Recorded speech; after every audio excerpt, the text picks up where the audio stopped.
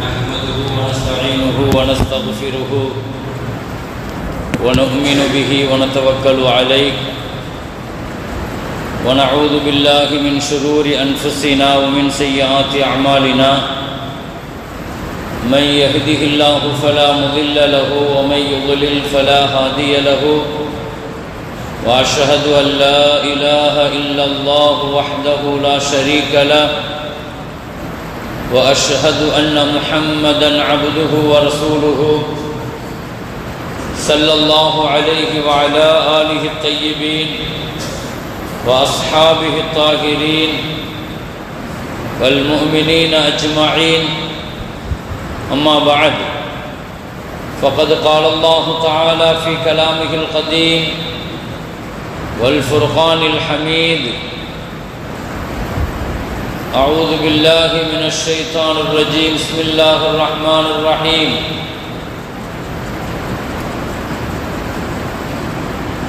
يا أيها الذين آمنوا اتقوا الله حق تقاته ولا تموتن إلا وأنتم مسلمون وقال الله تعالى أيضا من ذا الذي يقرض الله قرضا حسنا فيضاعفه له أضعافا كثيرا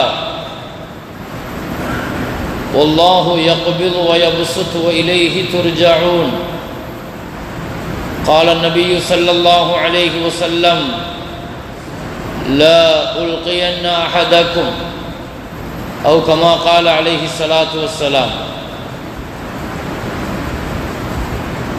அளவற்ற அருளாளன் நிகரற்ற அன்புடையவன் எல்லாம் உள்ள அல்லாஹுவின் பெயரை கொண்டு ஆரம்பம் செய்கிறேன். உயிரிலும் மேலான முஹம்மதுர் ரசூலுல்லாஹி ஸல்லல்லாஹு அலைஹி வஸல்லம் அவர்கள் மீதும் அவர்களின் பரிசுத்தமான தோழர்கள், குடும்பத்தினர்கள், உம்மத்தினர்கள் அனைவர்கள் மீதும் அல்லாஹுவின் அன்பும் அருளும் வந்து சேரட்டுமாக. கண்ணியமிக்க முஃமினீன்களே, அல்லாஹுடைய நல்லடியார்களே,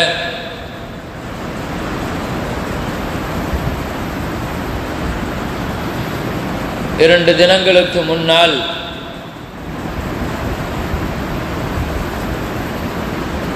மத்தியில் ஆட்சி செய்து கொண்டிருக்கிற ஒன்றிய அரசு முஸ்லிம்களினுடைய வக்ஃபு சொத்து சம்பந்தமான ஒரு திருத்தத்தை கொண்டு வந்திருக்கிறது. வக்ஃபு திருத்த சட்டம் அது சுமார் 288 பேர்கள் ஆதரவாகவும் அந்த திருத்த சட்டத்திற்கு, அது வக்ஃபு திருத்த சட்டம் அல்ல, வக்ஃபு திருட்டு சட்டம். அது வக்ஃபு சொத்தை திருடுவதற்காக 288 திருடர்கள் இதிலே கையெழுத்திட்டு சட்டம் கொண்டு வருவதற்கான வேகமாக முனைப்புடன் இறங்கியிருக்கிறார்கள். மறுபுறத்திலே 232 பேர்கள் இந்த சட்டத்திற்கு எதிராக வாக்களித்திருக்கிறார்கள். கடுமையான ஆதாரபூர்வமான சரியான விவாதங்களை எடுத்து வைத்தும் அந்த குருட்டுத்தனமான ஆளுங்கட்சி, முரட்டுத்தனமான அந்த ஆளுங்கட்சியினர், மடத்தனமான ஆளுங்கட்சியினர், எந்த ஒரு படிப்பறிவு இல்லாதவன் கூட இவ்வளவு இழிவாக நடந்து கொள்ள மாட்டான். என்ன சொல்லப்படுகிறது, இந்த சட்டத்தினுடைய பாதகங்கள் என்ன, இது ஏற்படுத்துகிற விளைவுகள் என்ன என்பதை அறிவுபூர்வமாக அழகான வாதங்களை எதிர்க்கட்சியினர் அற்புதமாக எடுத்து வைத்தும் கூட வழமை போலவே ஒரு பெரிய திட்டத்துடன் செயல்படுத்தியே ஆக வேண்டும் என்ற ஒரு பெரிய முயற்சியுடன் அந்த திருட்டு கும்பல் சட்டத்தை பாஸ் ஆக்கி இருக்கிறாங்க. முஸ்லிம் சமுதாயம் இந்த நேரத்தில் ரொம்ப உற்று நோக்கி கவனிக்க வேண்டிய ஒரு பிரச்சனை இது. இந்த வக்ஃபு பிரச்சனைங்கிறது, இந்த வக்ஃபு பிரச்சனைங்கிறது ஏதோ மற்ற விஷயங்களை போல நாம் அதை அப்படியே ஒரு எதிர்ப்பு காட்டணும் அல்லது கடந்து போயிட்டோம் அப்படின்னு விட முடியாது.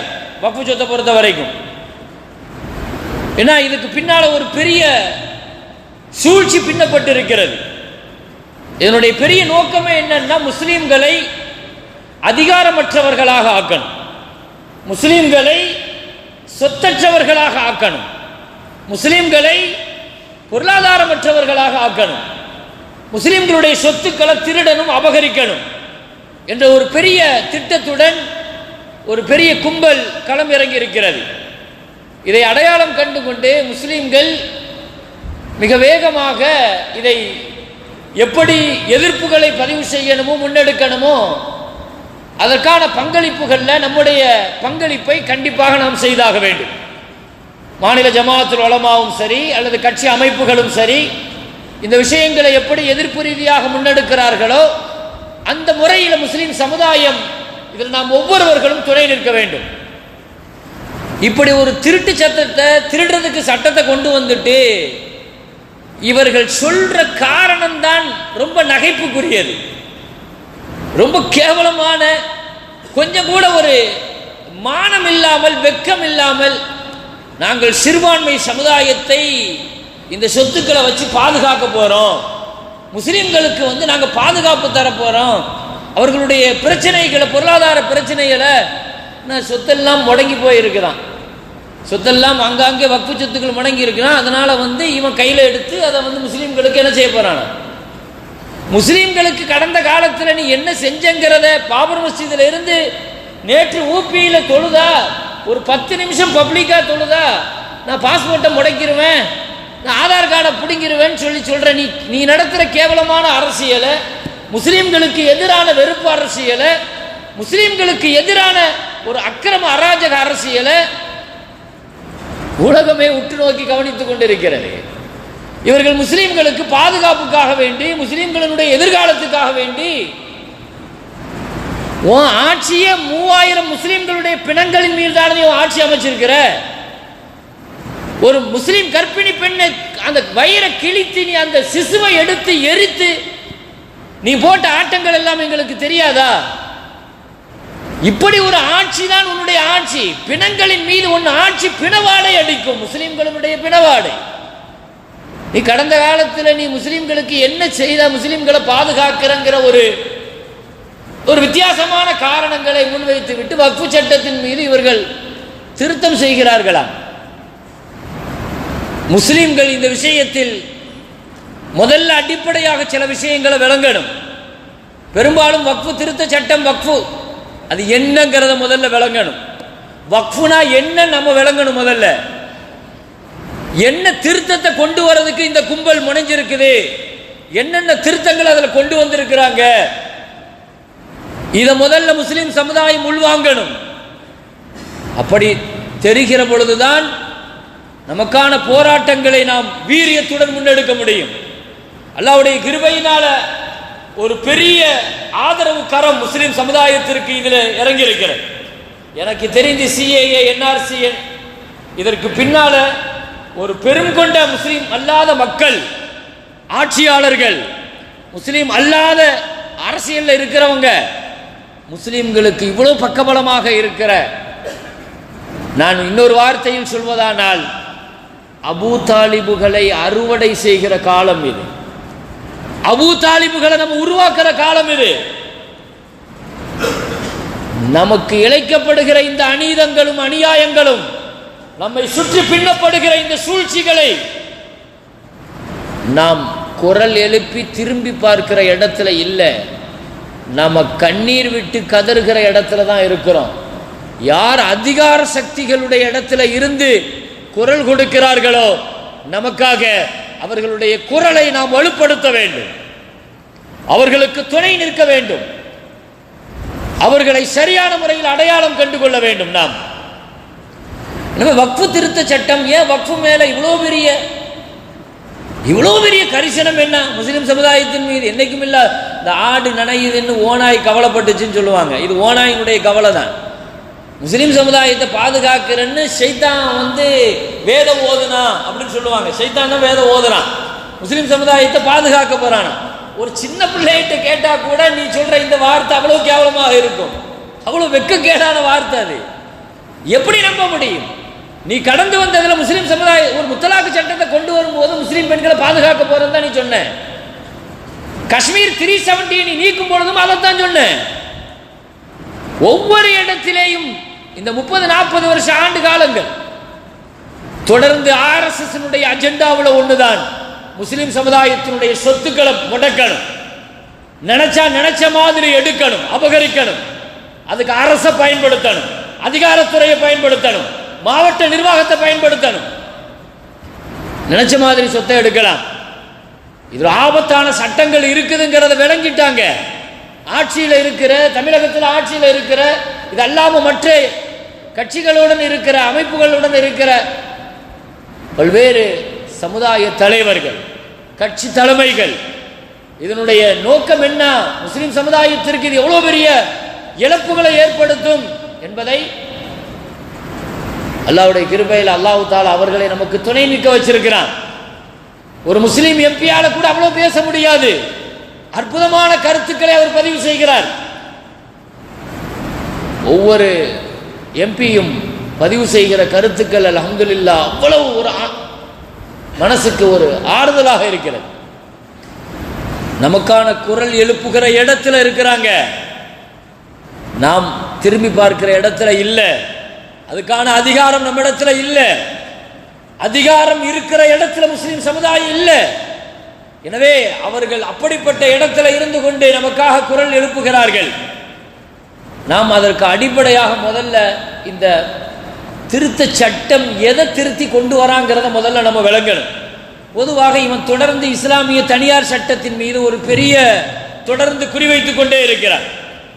அதனுடைய ஒரு தொடராக இது கிடையாது. ஏன்னா இது எல்லா சட்டங்களை விட ரொம்ப வித்தியாசமான சட்டம் இது. ஏன்னா இதுல இவனுக்கு ஒரு பெரிய அளவுல லாபம் இருக்குது, இதுல ஒரு பெரிய திட்டம் இருக்குது. இவனுக்கு சார்ந்தவர்களுக்கு சொத்துக்களை, முஸ்லிம் சொத்துக்களை தாரை வார்த்து கொடுக்கிறதுக்கு ஒரு பெரிய திட்டத்துடன் இறங்கி இருக்கிறார்கள். அதானிக்கும் அம்பானிக்கும் முஸ்லிம் சொத்தை அபகரிச்சு கொடுக்கிறதுக்கு, கார்ப்பரேட் கம்பெனிகளுக்கு சொத்துக்களை, முஸ்லிம் சொத்துக்களை, வக்ஃபு சொத்துக்களை திருடி கொடுக்கிறதுக்கு இன்னைக்கு இவர்கள் இறங்கி இருக்கிறார்கள். அதற்கு சட்டத்தை இவர்கள் சரியான முறையில் பயன்படுத்துறாங்க. இவர்களுக்கு துணை நிற்கிற சில துரோகிகள், சமுதாயம் என்றைக்குமே மனித சமூகம் மன்னிக்காத சில துரோகிகளும் இவர்களுக்கு கூட உடன் நிற்கிறார்கள். என்ன இந்த சட்டம்? இந்த சட்டத்தினுடைய இவர்கள் திருத்தலாம் நினைக்கிற அந்த வக்ஃபு சட்டம் என்ன? முதல்ல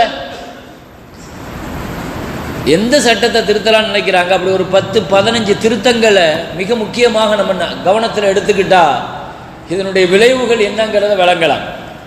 அல்லாஹ்வுடைய கிருபையில் முஸ்லிம்களுக்கு வக்ஃப் ரீதியான பெரிய சொத்து உண்டு. அது அவர்களுடைய கண்ணை ரொம்ப வருஷமா பறிச்சுக்கிட்டே இருக்கு. கவர்மெண்ட் கொடுக்கிற ரெக்கார்டு படியே சுமார் 7 லட்சத்திற்கும் மேற்பட்ட வக்ஃப் சொத்துக்கள் நமக்கு இருக்கிறது. சொத்துக்களினுடைய மதிப்பு நீங்க பார்த்தீங்கன்னா சுமார் 1.5 லட்சம் கோடிக்கு மேல முஸ்லிம் சொத்துக்களினுடைய மதிப்பு. தமிழகத்தில் மாத்திரம் சுமார் 60,000த்திற்கும் மேற்பட்ட வக்ஃபு சொத்துக்கள் இருக்கிறது. அவ்வளவு பெரிய சொத்துக்கள் இவர்களுக்கு எப்படி கிடைத்தது? 10 லட்சம் ஏக்கர் சொத்தை வச்சிருக்கிறாங்க. இவர்களுக்கு எப்படி எவ்வளவு பெரிய சொத்து? நாட்டினுடைய ராணுவம், ரயில்வே, இந்த 2 துறைக்கு பின்னால அதிகமாக சொத்து இருக்கிறது வக்ஃபு சொத்து தான் அப்படிங்கிறத ஒரு பெரிய மாயை. அதுலயும் பாருங்க, இந்து சகோதரர்களை முஸ்லிம்களின் மீது ஒரு பெரிய காழ்ப்புணர்ச்சியுடன் திருப்பட எல்லா வேலையும் பார்த்திருக்கிறாங்க. சுமார் அவர்களிடத்தில் 10 லட்சம் கிலோமீட்டர் கணக்காக சொத்து இருக்குதுங்கிறான். ஏக்கர்ல இருக்கிறத கிலோமீட்டருங்கிறான், சதுர கிலோமீட்டருங்கிறான். என்ன அது கிட்டத்தட்ட ஒரு பாகிஸ்தானுக்கு சமம் அந்த அளவுக்கு. அவன் என்ன என்ன காட்டுறான்னா, ஒரு நாடு பாகிஸ்தான் அளவுக்கு இவன் சொத்து வச்சிருக்கிறான், வக்ஃபு சொத்து. எப்படியெல்லாம் முஸ்லிம் சமுதாயத்தின் மீது வெறுப்புணர்ச்சியை உண்டாக்க முடியுமோ, முஸ்லிம்கள் சொத்துக்கள் மேல இப்படி ஒரு பார்வையை தர முடியுமோ, எந்த ரெக்கார்டும் கிடையாது இவன் இப்படி சொல்றதுக்கு. அந்த சொத்துக்களின் மீது ஏன் இருக்காது எங்களுக்கு? முஸ்லிம்களுக்கு ஏன் அது திருடு வாங்கின சொத்து இல்லையே அது? அது முஸ்லிம்கள் அவர்களுடைய எதிர்காலத்திற்காக, முஸ்லிம் சமுதாயத்தினுடைய எதிர்காலத்திற்காக, வாழ்வாதாரத்திற்காக, பொருளாதாரத்திற்காக முஸ்லிம் தனவந்தர்கள் கொடுத்த சொத்து அது. 800 வருஷம் நாங்கள் இந்தியாவை ஆண்டு இருக்கோம். 800 வருஷம் ஆட்சி செஞ்ச சமுதாயம். நாங்கள் யார்கிட்டயும் போய் திருடிட்டு வந்தெல்லாம் கொடுக்கல. வரலாறு தெரியுமா உனக்கு? நீ ஒரு 10 வருஷம் ஆட்சியில் உட்கார்ந்துட்டு இருக்கிற, அதுல என்ன திருட்டுத்தனமான வேலை செஞ்ச ஆட்சியில் நீ உட்கார்ந்து இருக்கிற? முஸ்லிம்களுடைய பாரம்பரியத்தை நீ படித்துப்பார், நாங்கள் கடந்து வந்த பாதைகளை படித்துப்பார். எனவே முஸ்லிம் சொத்துக்களின் மீது, வக்ஃபு சொத்துக்களின் மீது இவர்களுக்கு இவ்வளவு பெரிய காழ்ப்புணர்ச்சி. இவன் எப்படி இவ்வளவு பெரிய சொத்து இருக்குது? அதை அடிச்சு புடுங்கணும், அதிகாரத்தை வச்சு புடுங்கணும், அபகரிச்சு புடுங்கணும், திருடி புடுங்கணும்.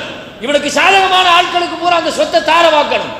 இவன் கொண்டு வந்திருக்கிற சட்டத்தை பூரா நீங்க பாத்தீங்கன்னா, திருத்தத்தை பூரா பாத்தீங்கன்னா, எவ்வளவு தெளிவான வேலை பார்த்து, இது ஒரு பெரிய நேற்று முடிவு பண்ணி இன்னைக்கு கொண்டு வந்து பில் பாஸ் பண்ண சட்டம் கிடையாது. அது இதுக்காக நீண்ட வருஷம் திட்டம். அது இதெல்லாம் ஆர்எஸ்எஸ் அஜெண்டா. அது அப்படியே செயல்படுத்துவதற்காக இந்த பாசிச கும்பல் தனக்கான ஆட்சி அதிகாரத்தை பயன்படுத்தி இதை செய்து கொண்டிருக்கிறது. என்ன திருத்தம் கொண்டு வந்திருக்கிற முதல் திருத்தமே என்னன்னா, வக்ஃபு சொத்தை ஷரியத்து சொல்ற மாதிரி செலவு பண்ணாத, நீ அதுல செலவழிக்க கூடாது, நாங்க ஒன்றிய அரசு என்ன சொல்லுவோமோ அதை தனி செலவு பண்ணணுங்கிறான். யார் சொத்தை யாருடா செலவு பண்றது? ஷரியத்து என்ன சொல்லுதோ வக்ஃபு சொத்துல, ஷரியத்து வக்ஃபுக்குன்னு சட்டம் வச்சிருக்குது. அப்ப இந்த இஸ்லாத்தினுடைய வளர்ச்சிக்காக, முஸ்லிம்களுடைய எதிர்காலத்திற்காக தரப்பட்ட சொத்து அது. அதை எதுல செலவு பண்ணணும்? ஷரியத்துக்கு உட்பட்ட விஷயங்கள்ல செலவு பண்ணணும்ங்கிறது ஷரியா அதுக்கு சொல்லுது. நீ ஷரியத்தை சொல்றதுல நீ செலவு பண்ணாத, நாங்க தான் அதை நிர்ணயிப்போங்கிற. இது நகைப்புக்குரியது இல்லையா? இது எவன் வீட்லயோ வந்து எவனோ வந்து அதிகாரம் பண்ணி உன் வீட்டு சொத்தை நான் தான் செலவு பண்றதுக்கான அதிகாரங்களை நியமிப்பங்கிறது. கொண்டு வந்திருக்கிற திருத்தங்களை எல்லாம் பார்த்தீங்கன்னா, அல்லாஹு அக்பர், எந்த தெளிவான பாராளுமன்றத்தில் எதிர்கட்சிகள் கேட்கிற கணைகளுக்கு, அம்புகளுக்கு எந்த பதிலும் சொல்லாம உட்கார்ந்து இருக்கிறாங்க. ஒரு பிரச்சனையை கொண்டு வந்தா, ஒரு வழக்குன்னு இருந்தா அந்த வழக்குல 3 பார்ட் இருக்கும். வாதி இருப்பான், பிரதிவாதி இருப்பான். அதுதான் அவர் கேட்கிறார். ஒரு எம்பி ஆர் ராசா கேட்கிற அற்புதமான கேள்வி. அவர் கேட்கிறாரு, திமுகவுடைய எம்பி, ஒரு வழக்குன்னு இருந்தா வாதி இருப்பான், பிரதிவாதி இருப்பான், ஜட்ஜி இருப்பான். நீ என்ன சொல்ற? வாதியாக முஸ்லீம்கள் இருக்கிறாங்க சொத்துக்காக, பிரதிவாதி யாருடான்னு கேட்டா மாவட்ட கலெக்டருங்கிற. சரி, ஜட்ஜி யாருடான்னு கேட்டா அதுவும் மாவட்ட கலெக்டருங்கிற. அவன் சொல்லுவான், அவன் போய் முறையிடும் போது அவன் முடிவு பண்ணி சொல்லுவானா, இந்த சொத்து உன் சொத்து இல்ல, இது பள்ளிவாசலுக்கு சொந்தமான சொத்து இல்லைன்னு மாவட்ட கலெக்டர் முடிவு பண்ணுவானா. கலெக்டருக்கு அந்த அதிகாரத்தை கொடுக்கிறதாக சொல்றாங்க. ஏற்கனவே கலெக்டர் பூரா யாருங்கிறது தெரியாதா? உன் ஆட்சிக்கு உட்பட்ட பகுதிகளில் நீ வச்சிருக்கிற கலெக்டர்கள் எல்லாம், மாவட்ட ஆட்சியாளர்கள் எல்லாம் ஒரே ஒரு கலெக்டர். அவன் எடுத்த தவறான முடிவுனால இன்னைக்கு பாபர் மஸ்ஜிதை இழந்து இந்த 35 வருஷத்துல இந்த இந்தியா எந்த நிலைக்கு போயிருக்குன்னு பார்க்கலையா? அன்னைக்கு நடுராத்திரி கொண்டு வந்து ஒரு பள்ளிவாசலுக்குள்ள சிலையை வச்ச உடனே நீ மூடு, பள்ளிவாசல தொழுகை நிப்பாட்டுன்னு முதல்ல கையெழுத்து போட்டது யாருங்க? ஒரு கலெக்டர் தானே, அந்த மாவட்டத்தினுடைய கலெக்டர் தானே. நீ கலெக்டருடைய அதிகாரத்தில் எல்லாம், ஒரு பாபர் மஸ்ஜித் மாதிரி எல்லா பள்ளிவாசலையும் ஒரு கலெக்டர் வச்சே எடுத்துடலாம் நினைக்கிற, நீ ஒரு மாவட்ட ஆட்சியாளர் வச்சு எடுக்கலாம் நினைக்கிற. திருத்த சட்டம் அதனுடைய ஆபத்துக்களை முஸ்லிம் சமுதாயம் அல்லாஹ்வுடைய கிருபையினால கொண்டு வர எந்த சட்டமே இன்னைக்கு கொண்டு வந்து நாளைக்கு பிராக்டிக்கலா அது செயல்பாடுக்கு வராது. எந்த ஒரு சட்டமே நடைமுறைக்கு வர்றதுக்கு 30 வருஷம் 25 வருஷம் எடுக்குதுன்னு வைங்க. அதுக்குள்ள அல்லாஹ் தஆலா அடையாளம் இல்லாம பண்ணிடுவாங்க இவங்களை. ஆனால் என்றைக்கு இருந்தாலும் வரலாற்று ரீதியான அந்த எதிர்ப்புகளை பதிவு செய்யலங்கிற தவற முஸ்லிம் சமுதாயம் செஞ்சிடக்கூடாது. நாளைக்கு நம்ம மக்கள், நம்ம சந்ததிகள், நம்முடைய பிள்ளைகள் நம்ம வரலாறு திரும்பி பார்க்கிற பொழுது, இந்த வருஷத்துல வாழ்ந்து இப்படி ஒரு சட்டத்தை கொண்டு வரும் பொழுது முஸ்லீம் உம்மத்து என்ன செஞ்சுச்சு இந்த அடுத்த தலைமுறை நம்மளை பார்த்து கேட்டுறக்கூடாது. சிண்டு முடிகிற வேலையெல்லாம் இந்த இதில் பார்த்துருக்கிறான். முஸ்லீம் அல்லாத மக்களையும் பார்த்தீங்கன்னா அந்த ஹுதைபியான்னு ஒரு உடன்படிக்கை இருக்குதுங்க. நேர் மாற்றமாக மக்காவாசிகள் காஃபிர்கள் என்ன செஞ்சானுங்க, மாற்றமாக எழுதுவானுங்க. எப்படி எழுதுவானுங்கன்னா, மக்காவில் இருந்து யாராவது முஸ்லீமாகி வந்துட்டா நீ திரும்ப அனுப்பிடணும், மதீனாவிலிருந்து யாராவது எங்கள் ஊருக்கு வந்தால் நாங்கள் திரும்ப அனுப்ப மாட்டோமானுங்க. அதே மாதிரி இவன் எழுதியிருக்கிற இந்த திருத்த சட்டத்தை நீங்கள் பார்த்தீங்கன்னா, ஒரு நான் முஸ்லீம் வக்ஃபுக்கு ஒரு வக்ஃபு செய்கிறான்னு சொல்லி சொன்னால் அது செல்லாதான். எத்தனையோ நான் முஸ்லீம்கள் பாதிக்கப்பட்டவர்களுக்காக முஸ்லீம் வக்ஃபு சொத்து பண்ணியிருக்கிறாங்க. அது செல்லாதுன்னு அவன் திருத்துறான். இனிமேல் நான் முஸ்லீம் வக்ஃபு செஞ்சா ஒரு நிலத்தை கொண்டு வந்து தராரு, ஒரு ஆம்புலன்ஸை கொண்டு வந்து தராரு, வக்ஃபு அது செல்லாதான். நான் முஸ்லீம் வந்து என்ன செய்யக்கூடாது வக்ஃபு. சரி, நான் முஸ்லீம் செய்யக்கூடாதுங்கிற, ஆனால் இந்த வக்ஃபுனுடைய மெம்பரில் நான் முஸ்லீம் 2 பேர் உள்ளே இருக்கணுமா? இப்போ அது மட்டும் எப்படி உள்ளே இருக்கணும்? அங்கே மட்டும் 2 பேர் உள்ளே வரலாம். நான் முஸ்லீம் கண்டிப்பாக 2 பேர் உள்ளே இருக்கணுமா? மெம்பராகவும் இருக்கலாமாம், சிஇஓ கூட இருக்கலாமாம். மெம்பரில் வக்ஃபு மெம்பர் வக்ஃபு போர்டில் சுமார் ஒரு 32 வக்ஃபு போர்டு இருக்குது இதுக்குன்னு. அப்போ என்ன சொல்ல வருகிறான், முஸ்லீம் அல்லாத மக்கள் வக்ஃபு செய்யக்கூடாது. இந்த போர்டில் முஸ்லீம் அல்லாத 2 பேர் உள்ள இருக்கணுமா? சரி, முஸ்லீம் வக்ஃபு செய்யணும், அதை விட கூத்த பாருங்க. முஸ்லீம் வக்ஃபு செய்யணும்னா நான் 5 வருஷம் முஸ்லீம் நிரூபிக்கணுமா? இவன்ட 5 வருஷம் நான் முஸ்லீம் நிரூபிச்சா தான் நான் முஸ்லீம் எவன்டா நிரூபிப்பான்? முதல்ல நான் முஸ்லீம்ங்கிறத முதல்ல டிக்ளேர் பண்றது யாரு? நீ போய் மாவட்ட கலெக்டர்கிட்ட போய் நீ சைன் வாங்கிட்டு வாம்பா, அவன் தான் உன்னை முஸ்லீம் என்ன செய்யணும். நீ அங்க போயிட்டு நீ முஸ்லீம்னு 5 வருஷம் நீ நிரூபிங்கிறான். கொண்டு வந்திருக்கிற சட்டங்கள் எல்லாம் பார்த்தீங்கன்னா அல்லாஹ் அக்பர். அதை விட மேல சொத்தை அபகரிச்சார் இங்க வக்ஃபு சொத்தை. இதுவரைக்கும் இருக்கிற சட்டம் 2095 2013 உள்ள சட்டங்கள் படி இதுவரைக்கும் என்ன இருக்குதுன்னா, கடுங்காவல் தண்டனை, நான் பெயிலபிள் சட்டம், ஜாமீனில் வர முடியாது. அந்த சட்டத்தை திருத்தி கடுங்காவலை சாதா தண்டனையாக மாற்றுறான். என்ன அதே மாதிரி நான் பெயிலபில வந்து ஜாமீன் உள்ள பெயிலாக மாற்றுறான். என்ன பூரா இவன் சொந்தக்காரன் பூரா இவன் சம்மந்தப்பட்டவன் பூராவுமே இல்லை சொத்தை அபகரித்து வச்சுட்டு உட்காந்துருக்கிறான். இந்த அதானி அம்பானி உன பூரா இவனோட இதை பூரா பார்த்தீங்கன்னா பூரா வக்ஃபு சொத்தை தான் திருடிட்டு உட்காந்துருக்கிறான். இவன்களை பூரா பாதுகாக்கிறதுக்கு, இந்த கார்பரேட் கம்பெனிகளை பாதுகாக்கிறதுக்கு பூரா என்ன செஞ்சிருக்கிறான்னு சொன்னா, இந்த சட்டங்களை வந்து லேசாக்கி விடுறான். நீ திருடிட்டா அதை ஒரு பெரிய கடும் சட்டமா நீ ஆக்காத, லேசாக்குங்கிறான். இப்படி இவர்கள் கொண்டு வந்திருக்கிற திருத்தங்களை தொடர்ந்து பார்த்தோம்னா அல்லாஹு அக்பர், நான் ஒரு 4-5 விஷயங்களை தான் சொல்லியிருக்கிறேன்.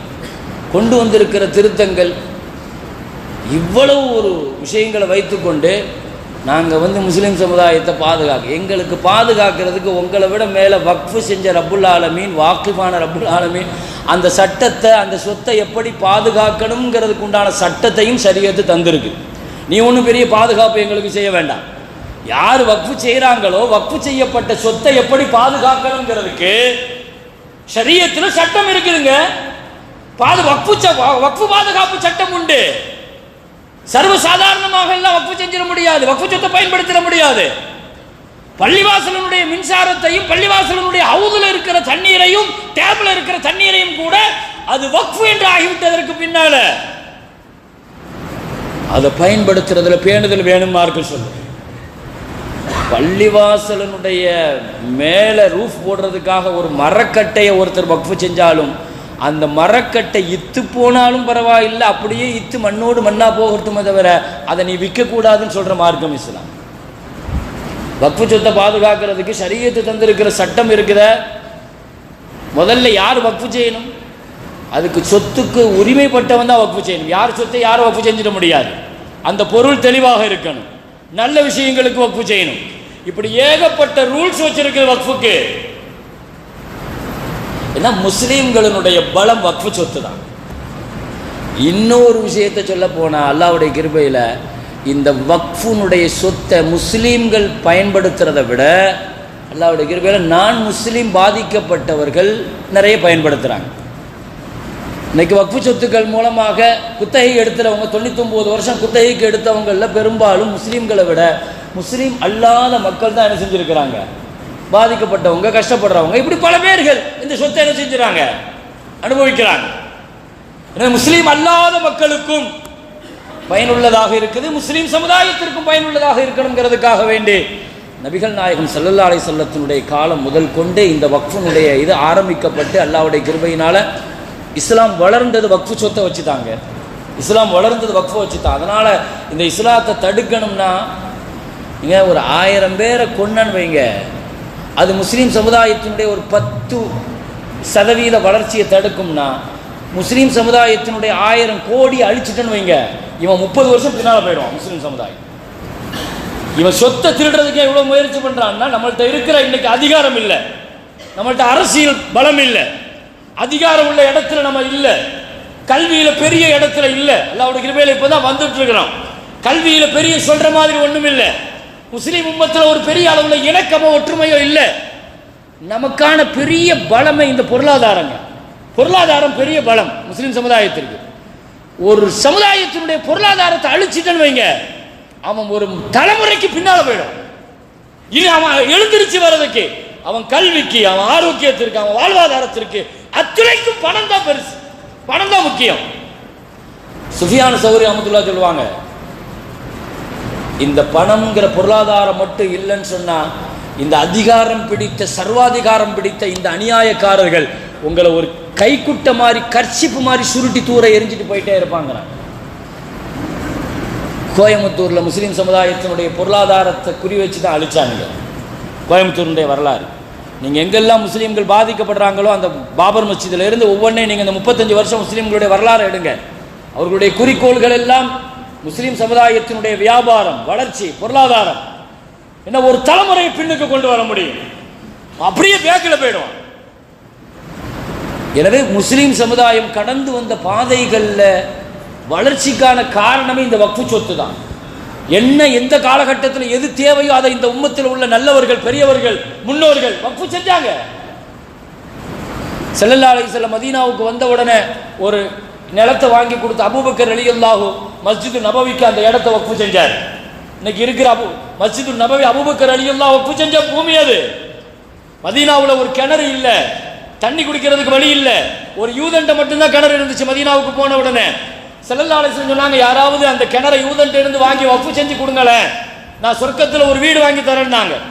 அன்னைக்கு இருந்த பெரிய பணக்காரர் உஸ்மான் ரலியல்லாஹு போய் அந்த யூதன்ட்ட போய் பேசினாங்க. அவன் யூதன் சொன்னா இல்ல அதெல்லாம் தர முடியாதுன்ட்டான். அவன் அந்த தண்ணீர், அந்த கிணறு தண்ணீரை தான் வித்துட்டு இருக்கிறான். உஸ்மான் ரலியல்லாஹு வாங்கி வக்ஃபு செய்யறதுக்கு அவன்கிட்ட போய் கேட்கிறாங்க. அந்த கிணறுக்கு பேரு ரோமா. அந்த ரோமாங்கிற அந்த கிணறை கேட்கிறாங்க. அவன் முடியாதுன்னா உஸ்மான் ரலியல்லாஹு தங்களுடைய வியாபார தந்திரத்தில் அவன்கிட்ட பேசினாங்க.